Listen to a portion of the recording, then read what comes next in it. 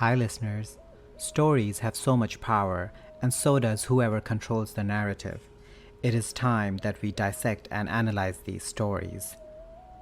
I am Vipul, and this is Folktales.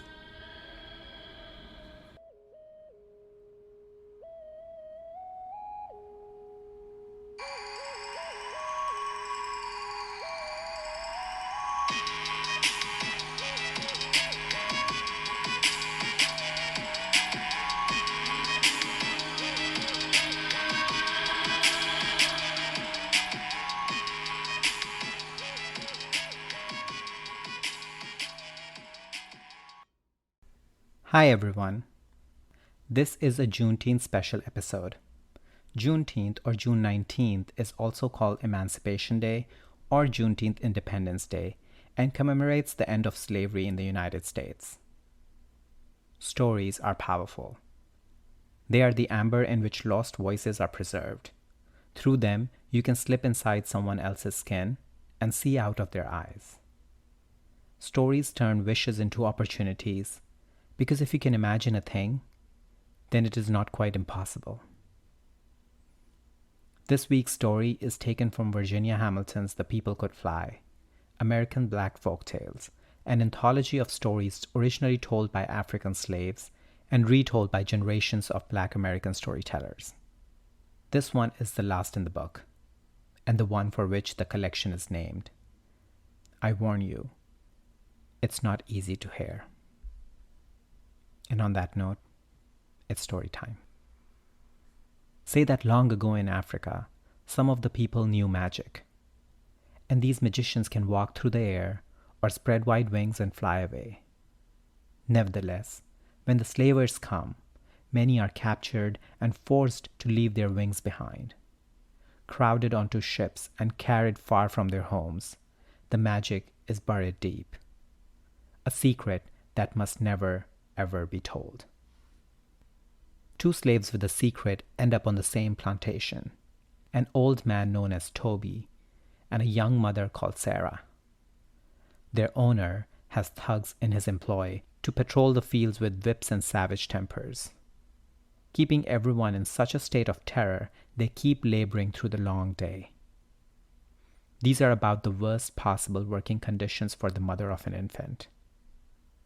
When the baby strapped to Sarah's back wakes up and starts crying, she dares not stop. What comfort could she possibly give? The overseer tells her to make her baby shut up, because he's not only a thug, he's really stupid. As the crying continues, he hits the baby with his whip. Sarah falls to the ground, her baby screaming twice as loud. Toby comes to her side to try and help her up, but she can't stand, burnt by the merciless sun. Heartsick at the sobbing of her child, she sits there despairing in the row. The overseer returns, swinging the whip until her skirt is tattered and her legs are bloody. A mindless, pointless brutality.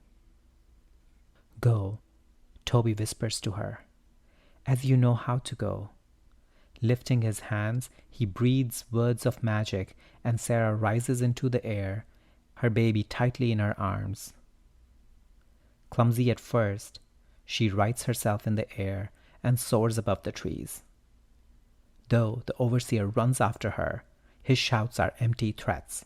She's gone, and she's never coming back. So what's a petty tyrant to do? Pretend it never happened, of course. The next day, things go on the same way as before.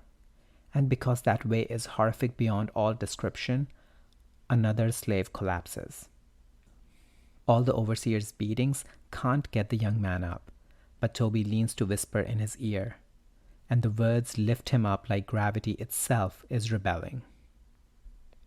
He rides the air currents higher and higher, and at last disappears into the distance. As one slave after another succumbs to heat and maltreat, Toby is there to give them wings. Even the overseer can't deny this is magic anymore, and that every time it happens, the same old man is there. He shouts for Toby to be seized. The plantation's owner comes running, drawing a gun to murder the old man in cold blood. And Toby laughs. "Don't you know who I am?" he demands. "Don't you know some of us in this field? We are the ones who fly." Throughout the field, the slaves stop work, caught by the elusive whisper of the language they have been forbidden to speak. They catch each other's hands, rising through the air like a flock of birds, far beyond the reach of a whip or bullets. Toby flies behind them, looking down at the seemingly endless fields, and the wondering slaves watching him pass above their heads. He has no time to stop, no time to give them wings. He can't save them all. They must wait, or run if they can. The end. This story is rooted in one of the ugliest events of human history.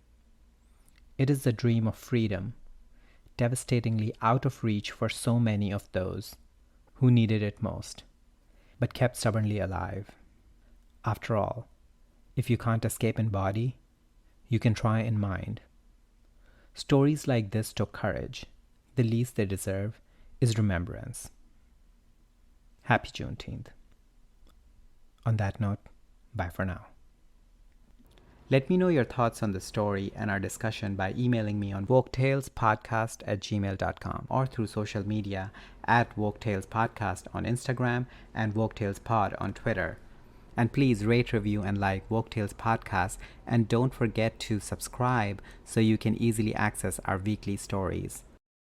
If you have any story recommendations, or if you want to come dissect and analyze a story with me, give me a shout out on email or social media, because whatever you do, keep dissecting and keep analyzing.